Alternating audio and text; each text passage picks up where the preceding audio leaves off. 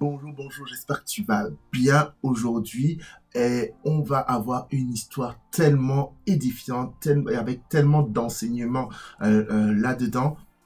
J'espère que tu es prêt. Allez, jingle.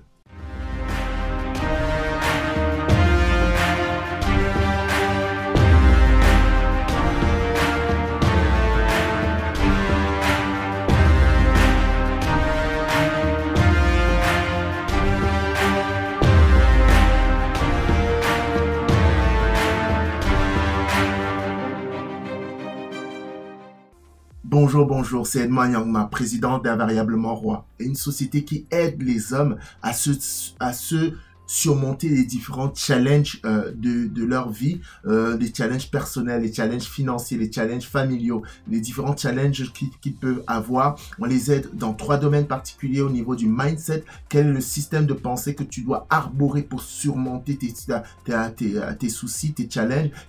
On les aide au niveau leadership, parce que nous croyons que c'est le leadership qui protège les choses que nous avons si durement acquis dans la vie, et nous les aidons au niveau business, parce que nous croyons aussi que la création de nouveaux revenus aide à protéger et se sortir des différents challenges que nous pouvons avoir. Ok, et donc en commençant cette vidéo, je voulais t'inviter. Il y a un lien au niveau de cette vidéo pour aller sur ma boutique, pour pouvoir te payer les cours que je mets à disposition. En ce moment, vraiment, on est en début d'année. En début d'année, c'est là où on est en train de placer les bonnes bases, ces bases qui vont nous permettre de traverser l'année de la meilleure manière possible. C'est maintenant que tu dois apprendre, c'est maintenant que tu dois te former pour que tu puisses vraiment traverser à plein régime cette année 2023. Donc il y a des cours, vraiment j'ai des cours qui vont t'aider, comme maîtriser ses pensées pour rester productif, comme des cours comme se relever rapidement et efficacement de l'absence d'un père, comme le replay de la conférence que nous avions eue en décembre, que ce soit un cours sur comment changer sa vision des conflits conjugaux, familiaux. C'est des cours que tu as besoin pour surmonter les crises que tu pourrais rencontrer tout au long de l'année, mais ne pas surmonter ces crises ou que ces crises te mettent sous terre, mais que tu sois capable de les surnager, de pouvoir être au-dessus de ces crises et sortir vainqueur de ces crises. Et aujourd'hui, nous allons parler de crise. Ah là là, c'est vraiment waouh! Et la vidéo que je vais faire aujourd'hui, c'est basé sur une vidéo que j'ai pu voir l'autre jour sur une émission hebdomadaire qui s'appelle Point d'accord.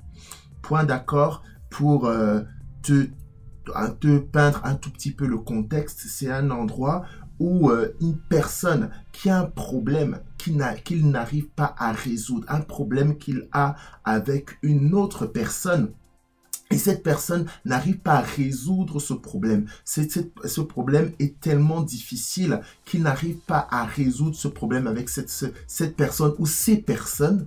Et ils viennent dans cette émission pour pouvoir rencontrer cette personne. Et en fait, cette émission joue un peu le rôle d'intermédiaire entre les deux personnes, entre les deux côtés, pour essayer de trouver un accord. C'est pour ça que ça s'appelle Point d'accord, pour essayer de trouver un accord entre les deux parties. Ok, et donc c'est une émission, comme je te dis, c'est une émission hebdomadaire, c'est une émission chrétienne, et donc le but aussi, c'est de partager les deux parties à la lumière de la parole de Dieu, à la lumière de la Bible. Ok, et j'aime beaucoup regarder chaque semaine cette émission, parce que les problèmes sont vraiment divers. Des problèmes sont vraiment divers, et c'est assez édifiant de voir qu'à la lumière déjà de la parole de Dieu, on réussit toujours à trouver les parties ne réussissent pas toujours à trouver un accord parce que ça demande vraiment l'acceptation des deux parties de réussir à se retrouver à un certain endroit. Mais en fait, ce qui est important, c'est souvent que oui, à la lumière de la parole de Dieu, il y a toujours vraiment une solution que l'on peut trouver. Ça, c'est super intéressant. Et moi, ce que j'aime, c'est pour ça que j'aime souvent regarder cela. Mais surtout, ce que j'aime regarder, c'est que les problèmes sont vraiment de divers ordres. Ça peut être d'ordre familial, ça peut être d'ordre financier, ça peut être d'ordre de relations amicales. Mais très souvent, en fait, ce sont souvent je peux quand même dire que très souvent, ça tourne autour de la famille. Ça tourne autour de la famille, les différents problèmes. Et les problèmes sont vraiment compliqués. Vraiment compliqués. Notamment le problème que je vais essayer de te dépeindre aujourd'hui, il est très compliqué. Et le but pour moi, en fait, c'est de partager cela avec toi et de connaître ton avis. Qu'est-ce que toi, tu aurais fait à ce moment-là? Qu'est-ce que tu aurais dit? Comment tu te serais comporté? Le but, c'est de raconter un tout petit peu l'histoire avec mes propres mots, ce que moi j'ai compris, peut-être que je vais un peu me tromper, mais ce que j'ai compris de l'histoire, et après t'expliquer un peu la conclusion. Je vais essayer peut-être d'éviter de donner mon avis par rapport à ça. Le but pour moi, c'est de connaître ton avis. Quel est ton avis par rapport à ça? Qu'est-ce que tu en penses? Ok, je vais donner mon avis à la fin, mais ce qui est intéressant pour moi, c'est qu'est-ce que tu en penses? Qu'est-ce que tu aurais fait? Qu'est-ce que tu aurais fait si tu te trouvais à la place surtout la place de ce mari? Qu'est-ce que tu aurais fait? Et donc, l'histoire, c'est quoi? L'histoire, c'est que il y a un mari qui vient dans l'émission parce que il se dit qu'il y a un problème avec sa relation, il y a un problème avec sa femme, et notamment la relation que sa femme a avec son fils unique. Il trouve qu'il y a une relation il trouve que ce n'est pas normal. Pour lui, en fait, c'est juste au niveau, ce n'est pas normal. On ne peut pas être aussi proche de son fils. On ne peut pas réagir aussi, on ne peut pas réagir aussi violemment quand moi, qui suis le père de ce fils, commence à parler de ce fils-là. Même si ça a l'air d'être un fils unique. C'est vrai que c'est un fils unique, mais il trouve que la relation que cette mère a avec son fils devient assez malsain. Malsain parce que ça met à mal la relation que la femme a avec son mari. Et donc, il trouve qu'ils sont trop proches, et surtout, quand le mari commence à parler du fait que l'enfant qui a déjà 25 ans, devrait commencer à trouver un moyen de sortir de la maison et se prendre son propre appartement. La femme réagit violemment et dit non, que ça ne doit pas se faire, que c'est son enfant unique et cet enfant doit rester à la maison. Il dit aussi mais il trouve ça aussi bizarre parce que quand il y a son fils trouve des filles avec qui il doit cheminer, avec qui il doit peut-être essayer de voir comment il peut faire sa vie et tout. La femme ou sa mère aussi réagit violemment, tellement violemment qu'il chasse les prétendantes de son fils et tout, et son fils se retrouve seul. C'est vrai, son fils qui cherchait du boulot a trouvé un travail, il travaille bien, il gagne bien sa vie, mais le père, il est dubitatif. Avec un travail, il gagne bien sa vie. Il est resté à la maison des parents un certain temps qui lui a permis de mettre de côté. Et donc, comme il a mis de côté, donc il peut démarrer la vie sur le bon pied, quoi. Pourquoi rester toujours à la maison? Pourtant, tu as un travail, pourtant, tu es devenu indépendant et tout ça. Et donc, en fait, ne sachant pas comment régler la chose, il a essayé de voir plusieurs personnes, plusieurs partis, le pasteur de l'église, ainsi de suite, mais il n'arrive pas à trouver de réelles solutions. Donc, il est venu dans l'émission pour en trouver. Et donc là, l'émission, en fait, convoque sa femme en question, convoque le fils en question, et il commence à voir allez, confrontation et tout ça. Et c'est là, en fait, que bon, tu sentais que la femme avait gros dans le cœur. Gros dans le cœur, c'est-à-dire vraiment quelque chose qui la pesait. Elle le gardait depuis tellement de temps, et elle ne savait plus comment comment garder ce secret-là, en fait. Et c'est là, en fait, bon, elle s'est complètement lâchée. S'est mise à pleurer parce qu'elle savait que c'était très lourd.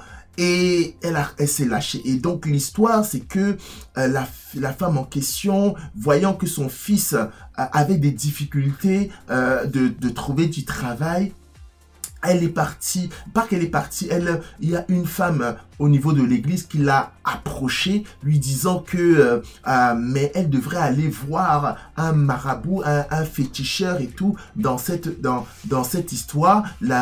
Cette femme qui l'a approchée, qui était comme étant bien placée au niveau de l'église, lui a dit que même moi, mes enfants, c'est comme ça que je fais. Et tu vois comment mes enfants sont en train de prospérer, mes enfants sont en train de jouir de la vie et tout cela. Donc, suite à cette histoire, cette femme qui est venue lui parler à ses oreilles, elle est tombée, elle est partie voir ce marabout. Et ce marabout lui a dit que si elle veut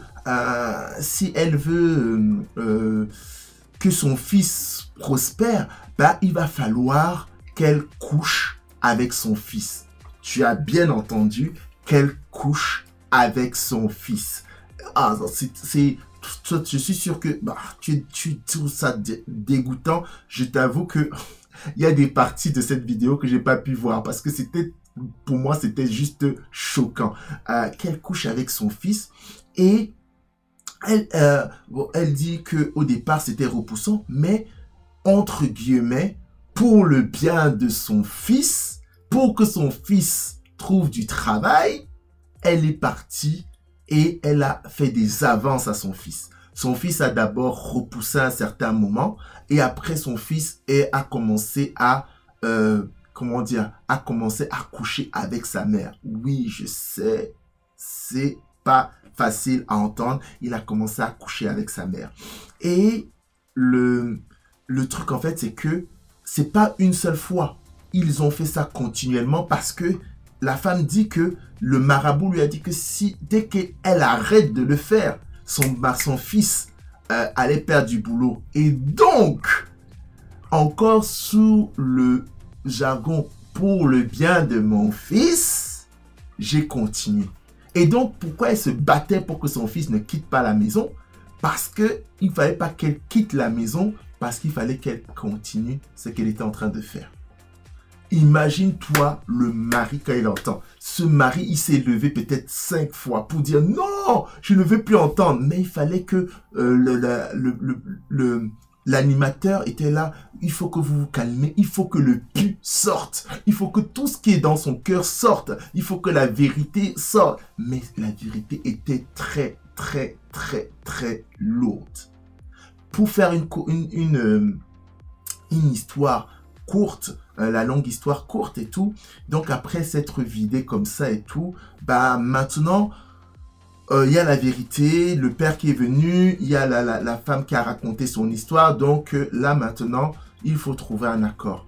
Et l'accord, en fait, c'était que le mari devait pardonner. Il devait pardonner et reprendre sa femme. Le fils, derrière, il devait accepter, quitter la maison parce que l'atmosphère était devenue malsaine parce que là, il avait pris la place de son père. Et tout ça.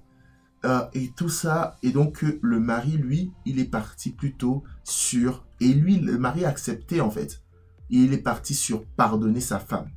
Bien sûr, il est parti comme ça, mais tu imagines que ce n'est pas quelque chose qui peut se régler dans une émission de 45 minutes, hein, d'accord? Donc, on ne sait pas vraiment ce qui va se passer. Est-ce que la femme qui a demandé pardon, est-ce qu'elle est vraiment sincère? Parce que la femme s'est repentie aussi, c'est ce que je n'ai pas dit. Elle a demandé pardon, elle a demandé que son mari la pardonne, que son fils la pardonne, que l'Église la pardonne.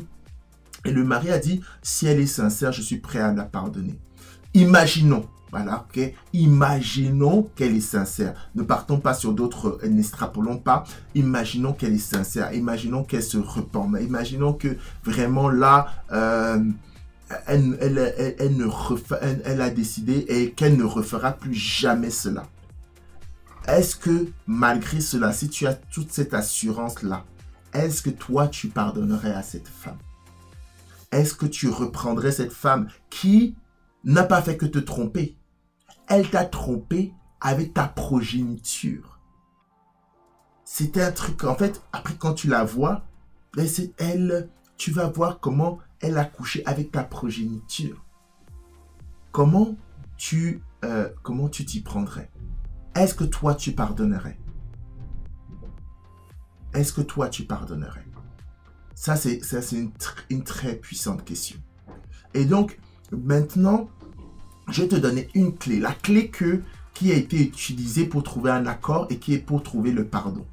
La clé qui a été utilisée, c'est que il n'y a pas de petits, il n'y a pas de petits péchés et de grands péchés. Le péché, c'est péché. Quel que soit ce que quelqu'un a fait, et quel que soit ce que la personne a fait, péché, c'est péché. Et ça, c'est très, très important comme clé. Je pense que c'est une des clés que je pense que on devrait souvent retenir. On est capable de pardonner peut-être un mensonge, surtout qu'on appelle un petit mensonge, et certains, comme les tromperies, on n'est pas prêt à pardonner. C'est vrai que c'est vrai que c'est beaucoup plus dur, que d'autres. Il y a des choses que l'on trouve beaucoup plus dures que d'autres. Mais d'un autre côté, les deux, en termes de péché, ils sont identiques. Ils sont identiques. C'est péché, c'est péché. C'est ça, en fait, c'est cette clé-là que le pasteur qui était présent a utilisé pour conseiller au mari de pardonner. Et ce conseil, le mari l'a accepté pour le bien de sa famille. Pour le bien de sa famille. Et c'est là que je veux juste mettre un chapeau pour tous les pères. Pour le bien de leur famille. Pas pour leur bien à eux. Pas pour leur image à eux. Pas pour qu'ils soient glorifiés, élevés, montrés comme des exemples aux yeux de... Ils ne font pas ça pour eux. Ils font ça pour leur famille. Je veux dire vraiment bravo à tous ces pères. Bravo à tous ces pères qui font de tels sacrifices, non pas pour leur bien à eux, mais pour juste leur famille. Pour que leur famille reste stable. Pour que leur famille reste unie. Et souvent, on avale énormément de couleuvres pour cela. Je veux dire félicitations à tous ces hommes qui pardonnent souvent l'impardonnable pour le bien, pour que la famille soit stable. Et ça, vraiment, et donc, cet homme, il a pardonné cette femme parce que, suite au conseil qu'on lui a donné pour garder sa famille unie. Et donc, moi, je suis un peu d'avis, le même avis, en fait, que le pasteur, le conseiller, c'est que quand tu veux pardonner à quelqu'un, il est important de ne pas mettre, de ne pas stratifier, les fautes. Appelle une faute une faute. Que ce soit une trahison, une tromperie, un mensonge. Tout ça, c'est la personne s'est trompée. Et on met ça au même niveau, chacun. Et donc, quand tu pardonnes, tu dis que tu pardonnes, tu dis que je pardonnerai quand on me fera du mal, quand on aura péché contre moi, quand on m'aura fait du mal. Pas si on me fait ça, je pardonnerai. Si on me fait d'autres choses, peut-être que ce sera un peu plus dur pour moi de pardonner. Si tu as cette manière de penser, c'est vrai que c'est dur. Il y a des choses que l'on peut te faire, que ce sera difficile pour toi d'avaler la pilule. Mais si tu as plutôt cette manière de penser où tout est au même niveau, et quel que soit ce qui peut arriver, je décide de pardonner. Ça, c'est différent en fait. Ça va te donner la capacité de pardonner souvent l'impardonnable. C'est ça qui te donne la capacité de pardonner l'impardonnable. Ok? Et donc moi, je suis vraiment de cet avis en fait, d'être capable de pardonner tout ce que la personne, surtout notre femme, là on parle de notre femme, peut nous faire en fait. Parce que on dit souvent qu'on est marié pour le meilleur et pour le pire. Souvent, le pire nous dépasse. C'est vrai, le pire nous dépasse. Il y a des fois, le pire nous dépasse complètement. Et donc, on doit juste s'accrocher à nos principes de vie. S'accrocher à nos principes de vie. Dire que la situation ne va pas nous faire changer. Changer les principes de vie que nous, on veut instaurer. Changer les principes de vie que l'on veut donner à notre descendance. Imagine-toi. Un père qui pardonne ainsi, qu'est-ce qu'il transmet à son fils derrière? Encore une fois, comme je t'ai dit, on part sur comment on appelle ça? On part sur on part sur le fait que le père, comme la femme qui a demandé pardon, elle a demandé sincèrement et elle ne recommence pas. Et le fils aussi qui a demandé pardon, il a fait sincèrement et ne recommence pas. Ok? On part vraiment dans ça. Pourquoi je dis qu'on part dans ça? Parce que derrière, je ne veux pas extrapoler, trouver d'autres situations qui pourraient compliquer, qui pourraient faire en sorte qu'on ne comprenne pas bien peut-être le contexte. On part sur le fait que la personne a demandé pardon, elle est sincère, elle veut abandonner, elle avait vraiment gros dans le cœur et gros dans le cœur, et vraiment c'était une occasion de vraiment se lâcher et de recommencer les choses à zéro. Et donc là, c'est cette personne basant sur ça, dis-toi que un père que l'enfant voit comment il a pardonné l'impardonnable à sa mère et aussi l'impardonnable à son fils. Imagine ce qu'il est en train de transmettre à son fils. Parce qu'il faut savoir que dans ces temps de la fin, là, lorsque nous sommes en train de vivre, mais les familles stables, ce sera compliqué de trouver une famille qui va venir te dire j'ai 7 ans, j'ai 10 ans, j'ai 15 ans, j'ai 20 ans, j'ai 30 ans de mariage. Et vraiment, parce que dans ces 30 ans de mariage, forcément, il peut arriver des fois, il y a un scandale. Il peut arriver des fois qu'il y a un vrai scandale. Il y a des fois, grâce à Dieu, il y a des 20 ans, des 30 ans, des 40 ans de mariage sans scandale. Ça, c'est super. Mais il faut aussi se dire qu'il peut y avoir 20 ans, 30 ans, où au milieu, il y a un scandale. Très dur à avaler. Très dur à avaler. Et donc, c'est être capable de surmonter ces scandales-là. C'est ça qui va permettre d'avoir plusieurs personnes qui peuvent aller jusqu'au bout. Donc, c'était cette vidéo. Mets dans tes commentaires, toi, qu'est-ce que tu aurais fait? Je vais mettre aussi dans les commentaires le lien vers la vidéo, vers l'émission pour que tu partes voir et que tu te fasses aussi ton idée. Mais qu'est-ce que toi, tu aurais fait? Comment toi, tu aurais réagi? Toi, homme, est-ce que tu aurais pardonné? Ou est-ce que tu aurais dit, non, je laisse tomber? Mais là, est-ce que tu laisses tomber et ta femme et ton fils, en fait? Parce que c'est pas un homme extérieur qu'elle est venue amener. C'est ton propre fils. Qu'est-ce que tu aurais fait dans cette situation? Allez, c'est Edmond Agnama, prends soin de toi. Ciao.